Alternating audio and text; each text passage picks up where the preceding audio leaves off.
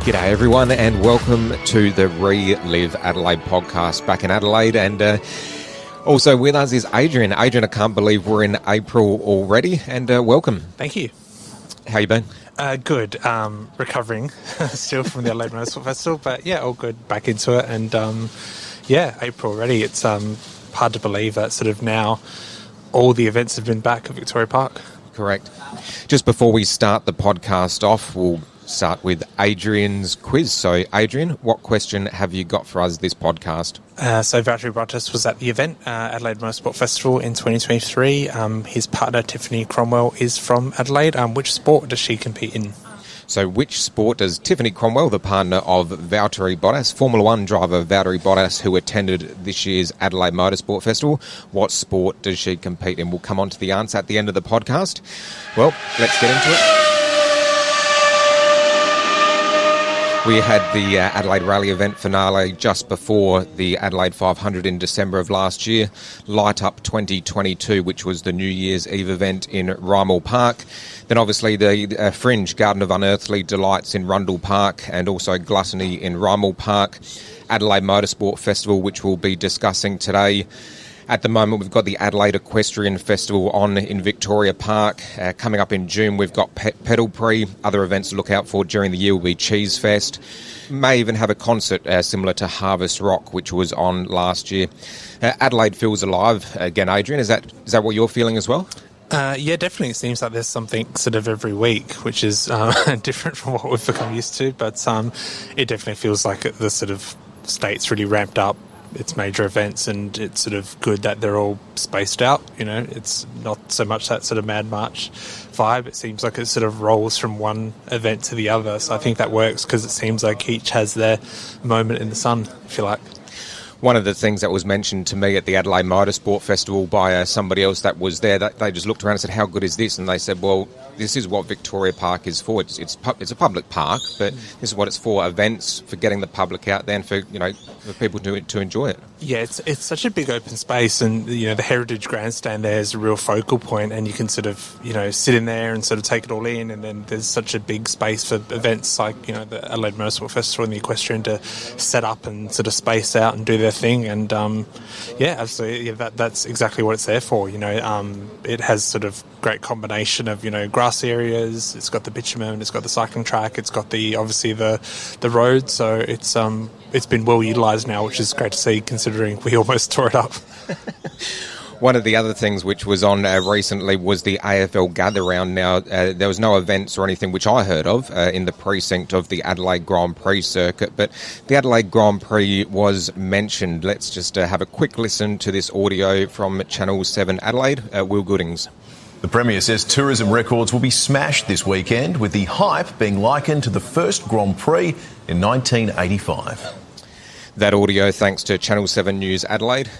Adrian, any thoughts? I think the big difference here we've got to remember is, as great as the AFL was, and I'm sure it got a lot of crowd, it's still an Australian-only event, and I think the Grand Prix brought an international flavour that sort of we really haven't seen in Adelaide before or since. So I agree with that sentiment. There was a real buzz around town, but sort of I think we forget what the Grand Prix actually did in terms of put it on the international map, and that can't really be replicated by things like the AFL.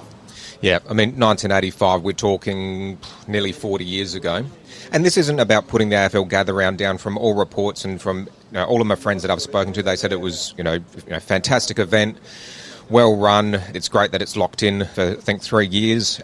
But, just comparing it to an event which was 40 years ago, 1985 didn't have any social media.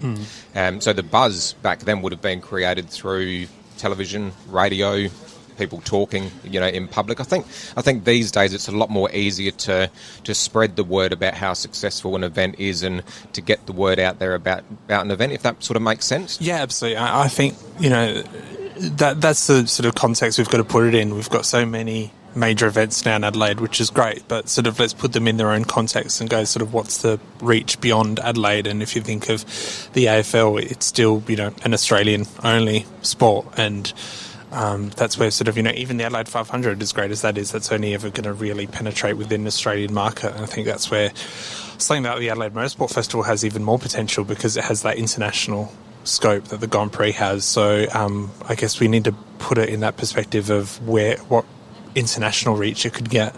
Yeah. So the AFL Gather Round, a huge success, reported total attendance of 204,245 people across the event. So great to have that locked in, and another great event for our state. Velo Adelaide 500 news. Not too much around, but we do have a little bit more time to wait before that's on 23rd to the 26th of November. Concerts, we know that Robbie Williams is coming, so he's locked in. One of the improvements that we previously mentioned was improvement for the shade, and that's been announced that there will be more shade for this year's event. So South Australian Premier Peter Malinauskas said, quote, tight timeframes for last year's race meant we weren't able to secure as much shade as we would have liked. In November, I committed to increasing covered seating for this year's event. Now we're delivering with 84% of the pit lane grandstand to be covered, unquote. So yeah, almost 70% of all grandstands will be covered, an increase of 44% from 2022. Sounds like they're listening, Adrian. Yeah, absolutely. And it's those sort of improvements and sort of, listening to your audience and making those changes, which is, what events like that needed to do. And I think that's, a significant change from the event as it was, under its previous iteration, which sort of was almost diminishing the sort of attention to detail for the crowd and the audience. So this seems a lot better, and it seems like they're sort of moving in the right direction as to what it was at its peak. Haven't heard any news about there being a possible fun run or cycling around the track at this year's upcoming event, but in some news, I've bought a bike. Oh, nice. So yeah, $40 nice. BMX bike. So I think we'll be able to complete one lap on that. So hopefully, Victoria Park's perfect for cycling. It is, and you always see, like, year-round, people using Victoria Park, whether there's an event on or not, there's always people down there with their bikes. Yeah. And you also see some of the pedal guys down there as well practicing. So, a multi-use venue. I ride there at least probably once a week, and it's always someone there, for sure. So, yeah. Fantastic. There was drifting at the AMF, which was extremely popular, maybe something the organisers of the Adelaide 500 can look at, but we'll come on to that during our AMF chat. Also, the permanent pit facility of the building of that, there's no news on it. And we'll discuss that a little bit further, a little bit later as well, on how that may change the dynamics, if it was built, of the Adelaide Motorsport Festival. Tickets for the Adelaide 500 are on sale. Check out www.adelaide500.com.au. Coming on to our main topic, the Adelaide Motorsport Festival. Hugely successful. I was there for both days. Adrian, I actually find it hard to believe that the last time it was on was 2018. Does it feel like that long since it was last on to you, Adrian? In a way it did, because it was it was hard to sort of remember what it was like, and then when it was there and it was all set up and it was sort of similar setup and things, and it felt like it wasn't, if that makes sense. So it sort of picked up where it left off, and I think it was bigger and better than previous years. It sort of felt like it sort of leveled up in a sense, and that's what you wanted to see. And no, it was great. It was a great event. It was well attended. There was definitely sort of well attended despite the rain on the Sunday, and it was a success all around, I think. Yeah, one of the things that I liked, I went down, and I've got a few items on the burner which we'll be putting up during winter just to get us through with the content. But I went down there on the Wednesday, Thursday and Friday. It was just great to see the event being set up, and never ceases to amaze me with these large-scale events when you just see everything being set up and all of the time and effort and stuff that goes into it. It's just, absolutely amazing. On the Friday night, there was the peak hour of power and also the East End street party. So there was a parade of cars which headed from Victoria Park to East Terrace out the front of the Stag Hotel and the fruit and veg markets, the old fruit and veg markets, and they followed the original Adelaide Grand Prix layout. I think saying that thousands of people attended was a little bit of an understatement, maybe 5? Yeah, it was packed. It's sort of hard to put an exact crowd figure on it, but it was definitely well attended. It was more people than I imagined, for sure, and it just sort of built as the night went on. So obviously they come in, they park up, there was a stage, and the drivers appeared on stage, had a bit of an interview and things, and then, the cars fire up and headed back, and just more and more people were attracted in, and it was so great to see, because, that's the original Grand Prix layout, that's an iconic corner, and to see them all parked up there, sort of, especially cars from that era, was, it's pretty amazing.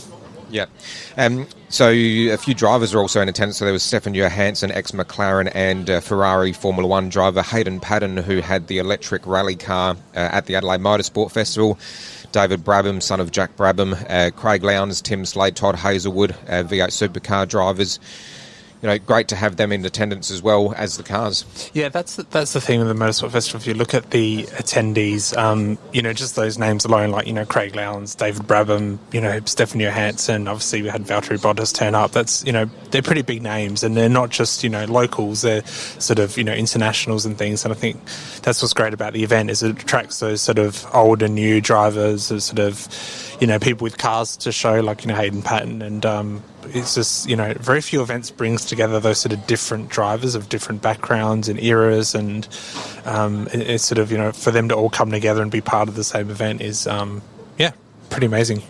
One of the things I do quickly want to touch on, because I did see some of the barriers and catch fencing neatly stored at Victoria Park between the Adelaide 500 and the AMF.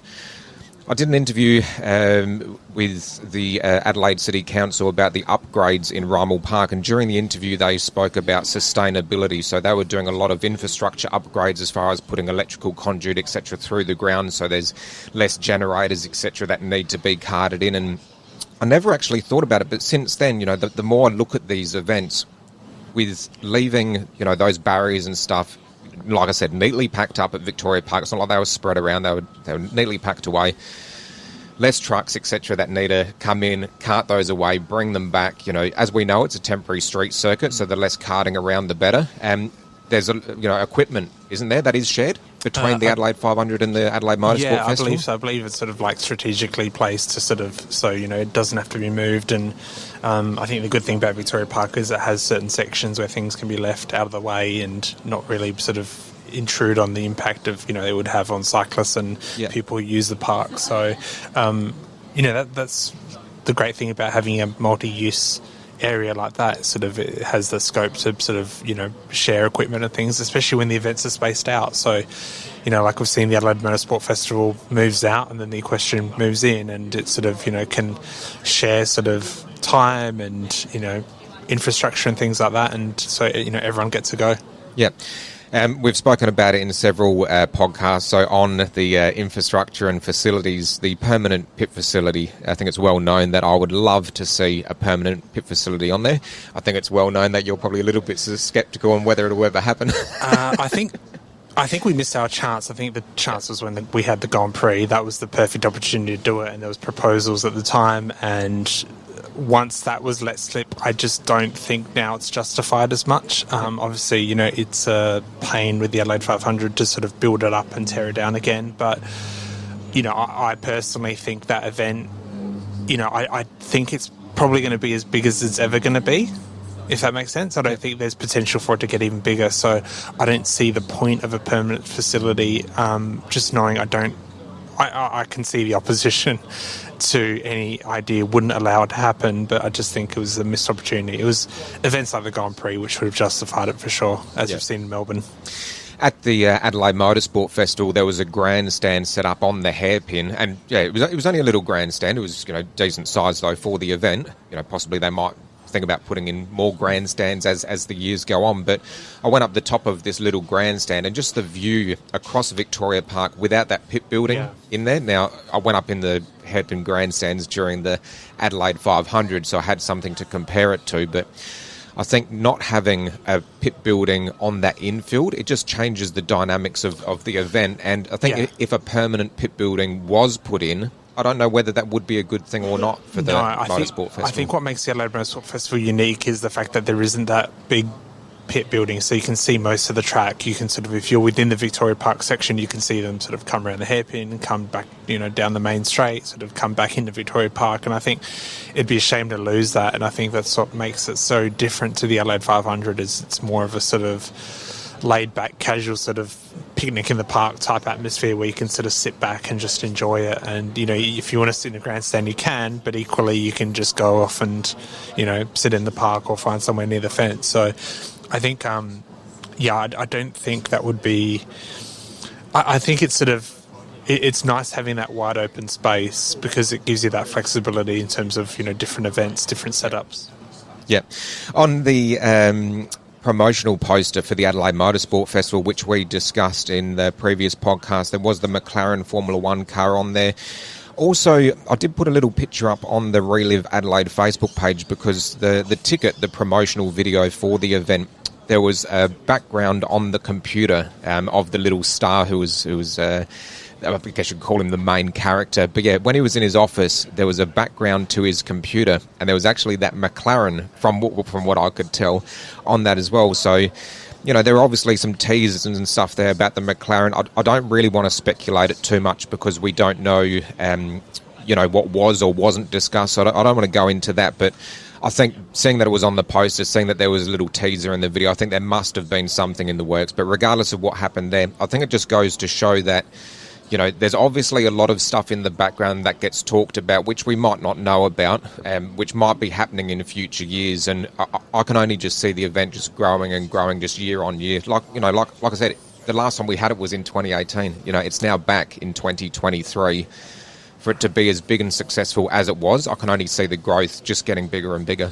Yeah, I think the timing the week before the Australian Grand Prix is definitely the key there, because it's going to attract, like we saw with Valtteri Bottas, it's going to attract those sort of big international names, and I think there's scope within that for people who, you know, their attendance is either going to be planned or they may sort of just turn up because they're in Australia anyway, you know, the week before they head to Melbourne. So I think the timing of that sort of works well. And, you know, as we saw with Valtteri being here, it sort of gets that international attention. So I think, you know, there'll be more of that going forward. Yeah.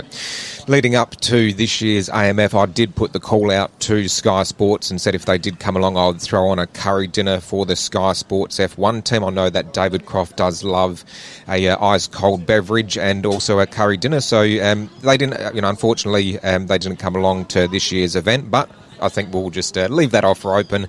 If they head along next year, the offer is still there. And like you say, it's perfect timing. You got the Melbourne Grand Prix a week after the Adelaide Motorsport Festival. I guess that'll continue on. You know, so yeah, possibilities are endless. Let's see what happens for next year. Ticket pricing for this year event, adult ticket was $60, child 5 to 16 inclusive was $20. There was a bit of talk about, you know, that ticket pricing is a little bit high, but I think for what you get, and especially after going to the event, that ticket pricing is pretty reasonable. I think the thing with the Adelaide Motorsport Festival is it's an all-day thing, and there's so much to see. So if you think of, like, when you walk in, you know, you've obviously got the garages and all the cars and drivers, then you've got all the car displays, you've got trade stands, you've got, you know, the Grand Marquee was new for this year. That was you know, you could just sort of hop in there and there's, you know, Valtteri Bottas or Stefan Johansson or Craig Lowndes, and you can meet them and listen to them. So I think that sort of, that one ticket gets you so much, not to mention the sort of, you know, all-day, you know, action. So I think it's sort of it's you get out of it as much as you want, if you know what I mean. There's so much to see and do there. You know, I was working the event and I don't think I saw everything. So you know, that just shows that it's such a big facility. It's a big event, and as opposed to an Adelaide 500, you're not restricted. You know, you're not. You know, if you've got a grandstand seat at the Adelaide 500, you're sort of locked in a way. With the Adelaide Motorsport Festival, if you want to sit in the grandstand, you can. That's not any extra. So I think that's what's great with the $60 is it's sort of there's a lot that can include. Yeah. Like you said, a lot of stuff to look at. There's the trade stands, also the displays, car clubs down there. Did you see any of the RAA, that e-motion zone that they had set up? Yeah. They had the electric plane. Yes. Did you? Yeah, electric plane. There's an electric surfboard, which I sort of had no idea even existed. So that's the good thing about things like that is I sort of I didn't know half that stuff existed, and to see it, and you know the air speeder, the aerial drone racer. So it's just a great showcase of, you know, on the one hand you've got your old F1 cars, but then on the other hand you've got all these new electric technology, and I think that's a great mix that you don't see at many other events. Yeah, the BT19 as well, the Brabham BT19 was there, and the 2023 Adelaide Motorsport Festival also celebrated the history of the Brabham teams. That was commemorating the team's 30-year history in Formula One, 30 years since its closure, and on the 40th anniversary of its last Formula One Drivers' Championship win, being Nelson Piquet in 1983. David Brabham was there. He was in the Adelaide Grand Prix race of 1,000 years as well. Yes, and he raced in the Adelaide Grand Prix twice, including once for Brabham. So it was great to have him there. His son Sam was there, and it was the first time that both of them drove the BT19 at the same event. So that was a cool bit of history, and I think it was the last ever Brabham to get a podium. The last ever Brabham Grand Prix car was there. Obviously Sir Jack's championship winning car. That's pretty significant to have all that. Plus David and Sam driving. Pretty cool history to bring together. Yeah. As you said, Valtteri Bottas was in the Grand Marquis on Sunday and also took one of the V8 supercars out on track. I went along to the Grand Marquis and listened to him talk. Didn't get a seat, but still, I was standing up. I think the talk maybe went for about 15 minutes. It was great to be there. Weren't, sandwiched in like sardines, so still comfortable to watch.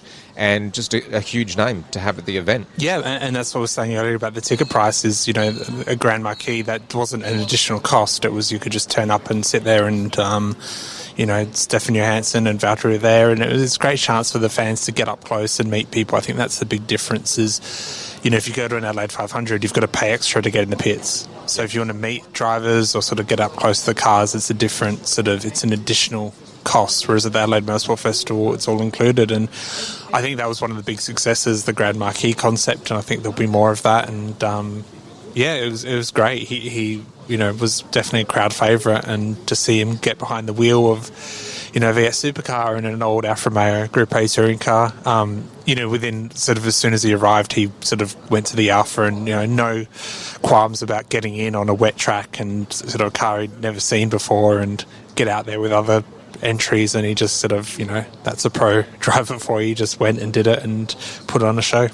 Valtteri Bottas was in very high demand, but like you say, with the drivers, they were just all, very easily accessible. Obviously, Valtteri was a little bit harder, to get to just because the amount of people who were flocking around him. But one of my friends, he gave me a helmet and said, if you see any of the drivers or, personalities around, can you get the helmet signed for my son? I said, yeah, no problems at all. So first thing on the Saturday in the Formula One area, standing there looking over, and I saw Craig Lowndes in there, and Craig Lowndes was talking to one of the people that he was with, but as soon as he looked over and made eye contact and saw me standing there with the helmet and the texter, he just politely cut the conversation off and just walked straight over. How are you going? Sign the autograph. And it's just, I think with the Adelaide Motorsport Festival, because it's more of like demonstration racing and a history in motion rather than like a race event, I think there's probably less stress from a driver's point of view, so they are they can be more fan friendly, if that makes sense. Yeah, for sure. And I think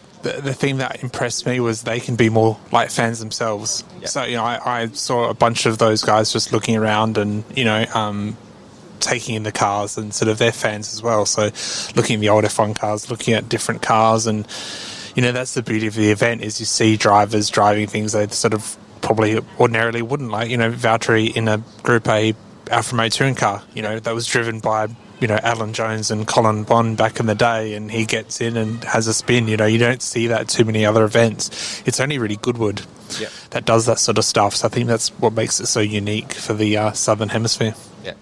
One of the other drivers that I saw was Stefan Johansson, so he was driving the 1985 Ferrari 15685. And he was just sitting down with one of his, friends or entourage, just having a little chat. I'm like, oh, g'day, Stefan, how are you? And walk over and start having a chat. And, it got into the discussion of the Adelaide Grand Prix and talking about the car. And I said, I just love the Adelaide Grand Prix days. There was, no halo, no build-up side pods. Look how small the cars are. And he said, yeah, but, and I hope he doesn't mind me saying this, but he said, yeah, but back in those days, we thought that was the safest thing around. And it was one of the other things that surprised me is you had like the Brabhams there, the Ferraris, you had the Arrows, the Megatron, you had the Damon Hill's old Brabham.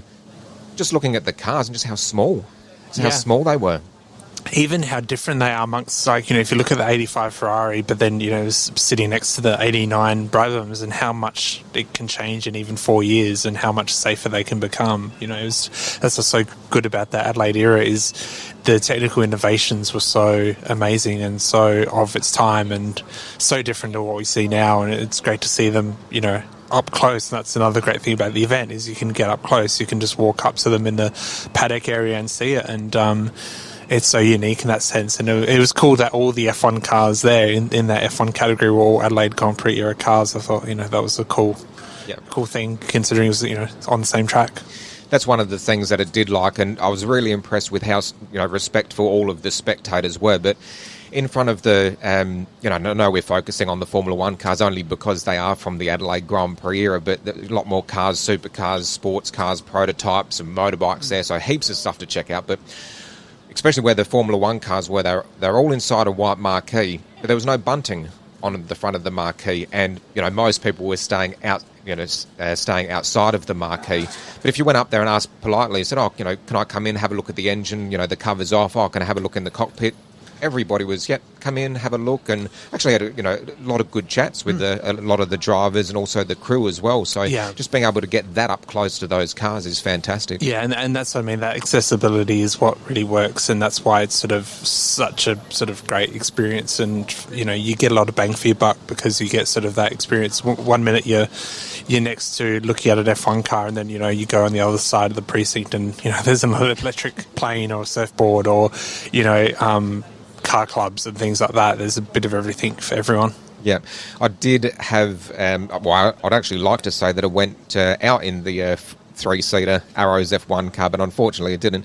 But I was lucky enough to have a look in the cockpit just to see in that three-seater, so you've got the driver sitting up the front and then you've got the passengers sitting slightly behind to the side, just how tight that was in there. And I said to the guy who was around with the team, I said, I didn't realise how tight it was to get in. He said, you actually sit in and then you've actually got to cross your legs over for them to go down. I found that really interesting. Yeah, and there was a giveaway actually to win a ride to the East End Street Party. I entered. Yes.